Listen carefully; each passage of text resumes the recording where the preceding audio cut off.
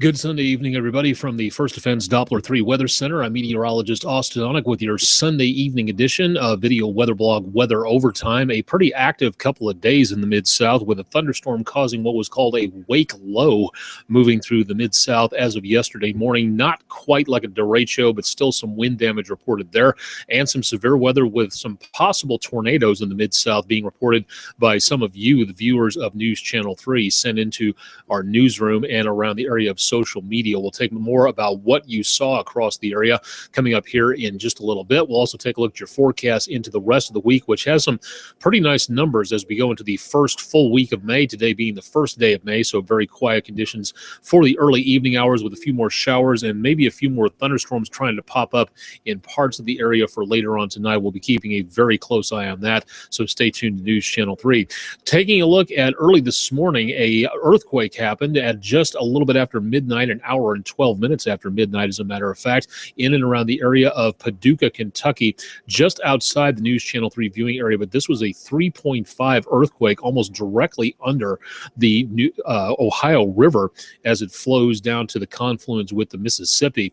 Now, if you felt this, the United States Earthquake Center, the United States Geological Survey, and the University of Memphis Center for Earthquake Research and Information would like to know if you felt anything out of this. If you did, all you have to do is find the link on my social media web pages or wreg.com/weather, and all you have to do is fill out a "Did you feel it?" response. 227 people in 70 zip codes as of Sunday night have felt this, including right down to the northwest of Dyersburg, but mostly up around Paducah, southern Illinois, southeastern Missouri, Cape Girardeau, back up toward Farmington, Sykeston, and down toward Murray, Kentucky, managed to feel this early Sunday morning. So if you felt this, please fill out a "Did you feel it?" report, and that will help with citizen science. Beale Street Music Fest in full swing at this time, and looking again at some beautiful conditions down on the river early Sunday evening as people enjoy to rock out to some of the music down that direction. Some beautiful views of our transmitter tower cam as the departing clouds lit up by almost sunset in the Mid-South area. View from our Baptist DeSoto camera showing some clearing skies back to the southwest this evening. Germantown approaching sunset on the City Hall camera. All these available at wreg.com/webcams. And looking at our St. Francis of Assisi cam, much drier roadways than what we saw earlier this morning. And a view from Windike Country Club. Looks like the golfers finally going home for this evening after an interesting day of weather. Some great for golf, some not quite so much. And almost sunset at the Ole Miss camera at Oxford, Mississippi on the University of Mississippi campus. Again, all these visible at wreg.com/webcams if you'd like to check in and find out more about what's going on across the area. Air quality in the Mid-South remains good. Ozone and particle pollution very low, so green or good categories out there. And it looks like right now the skies will continue to clear, but we could begin to see again along this old frontal boundary some more redevelopment of some showers and thunderstorms, which we are already seeing here into around areas southeast of Memphis and into parts of the rest of the Mid-South. So I would not be surprised to see a few more showers and thunderstorms before all is said and done this evening, before about midnight or so. So definitely want to keep it tuned to News Channel 3 for more information on what's going on there. As we get into tomorrow, tonight into early tomorrow, chances of showers and thunderstorms are our first and latest storm system moving out toward New England. We have another storm system digging south of the Mid-South, and that's going to be enough to stir up some more showers and thunderstorms into tomorrow, mainly along and south of Interstate 40. But we will still continue to see the potential for more activity in the Mid-South as we go into overnight and into very early tomorrow morning, about the time the kids hit the bus stop. So umbrella and some sort of rain protection would not be a bad idea.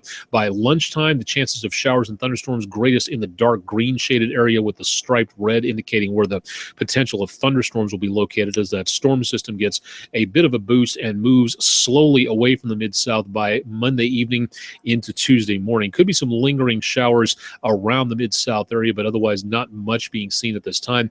And then mostly clear skies getting into the Mid-South as we get into Wednesday, plus a new burst of cool, dry air coming down from Canada may be able to help us by just a little bit to clear things out as we get into some very nice temperatures coming up later on this week. So definitely some good news as we get into the next several days as this storm system begins to clear the area and high pressure begins to move in, giving us some very quiet conditions throughout much of the Mid-South. Now for tonight, there still may be the possibility of some strong to severe thunderstorms into the Mid-South area through tonight and into tomorrow morning. We will be watching this again throughout the rest of the evening. Damaging winds and large hail will be the main threats here, so keep it tuned to News Channel 3 for the latest. Your 7-day forecast getting into tomorrow. Chances of showers and thunderstorms greatest in the parts of the Mid-South as we head into the early morning hours of tomorrow morning and into the rest of the day. Could be chances of showers and thunderstorms off and on as well. Now, getting into, again, areas of Tuesday, numbers a little bit better for the Mid-South,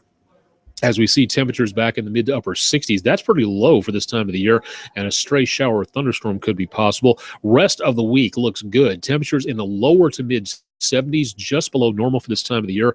Lows in the lower to mid 50s. And then by next weekend, we start to pop back up into the upper 70s to lower 80s with still some clear skies with that blocking high still in place, keeping things very calm, very quiet, very dry across the area. So little, if anything, really to bother us after Tuesday morning, and then quiet and dry into next weekend. Severe weather at this time, again, from earlier this evening. We did manage to have a little bit of a chance of a slight risk of severe weather that's staying in the area for early this evening, but most of that should be going away into later on tonight, hopefully, possibly leaving us with a more marginal threat for severe weather later tonight. We'll be watching that, but it looks like eastern Arkansas and most of northern Mississippi are out of the possibility for now. Main threat to be damaging winds and large hail. Tornado possibilities minimal, still non-zero, so definitely want to stay tuned to News Channel 3, and we'll keep you advised on the potential for all that going on. Join me on my Instagram page for some great pictures out there. Double rainbow around Stantonville, Tennessee, sent in from News Channel 3's Todd Demers of some hail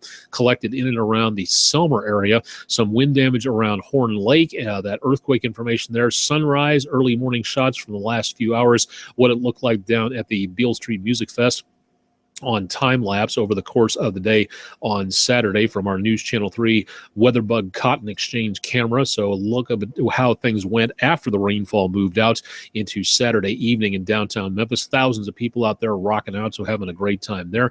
And video some tree damage out across the area, and also some nice sunrise sunset pictures out there. So go to Instagram.com/aonic, no underscore necessary, WREG3, aonic underscore WREG3 for all kinds of news and events across the area, including updates on our radar as we continue to monitor what goes on. Possibility of seeing a few funnel clouds developing tonight from some of these storms. This one from just outside the viewing area from Kerry Ledbetter, sending in information about a storm around Shelby and Duncan, Mississippi, and we'll continue again to monitor for what's going on. The severe thunderstorm watch from earlier has been canceled across the Mid-South area, so once again, if you'd like to keep up to date on that, go to WREG.com for more information. Also, this video sent to us through News Channel 3's Todd Demers from Chandler Aston, who took this around the area of Horseshoe Lake early this morning, of a very thin kind of rope-like tornado developing, and appears to touch down around the area of Horseshoe Lake. A little bit of a debris cloud seen down toward the horizon. Fortunately, it looks like this happened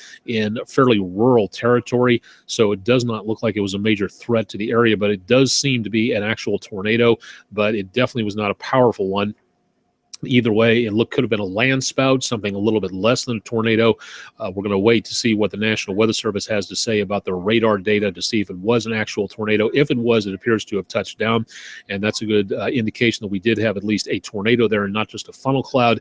And if it was strong enough for a tornado, see how strong it was. Otherwise, probably a land spout there. But thank you very much to Mr. Chandler Aston for sending that in for today, and also for all the other pictures and information we got from our viewers as well across the area for today, including some information about some lightning storms on other planets, which could be beaming radio signals to Earth, and also, again, why it's important to stop saying wedge tornado so much. If you'd like to see more about that from the Washington Post and all kinds of other things, visit my website for Facebook, facebook.com/AustinOnic WREG. If you have any questions, concerns, ideas, anything like that that you'd like to see us feature here on our video weather blog, please let me know.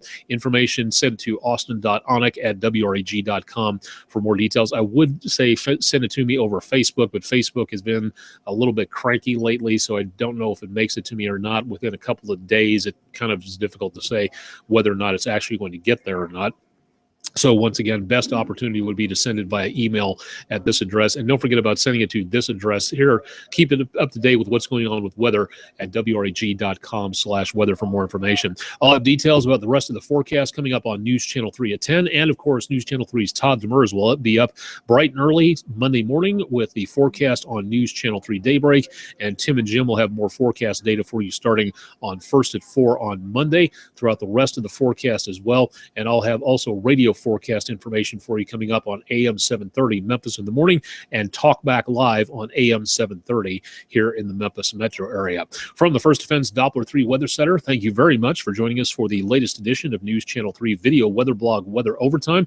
And be sure to stay tuned for News Channel 3 at 10 for my complete forecast. Or if you're watching this afterwards, join News Channel 3's Todd Demers for a complete forecast coming up on News Channel 3 Daybreak. Thanks for joining us, and keep it tuned News Channel 3 on air and online for the latest weather information.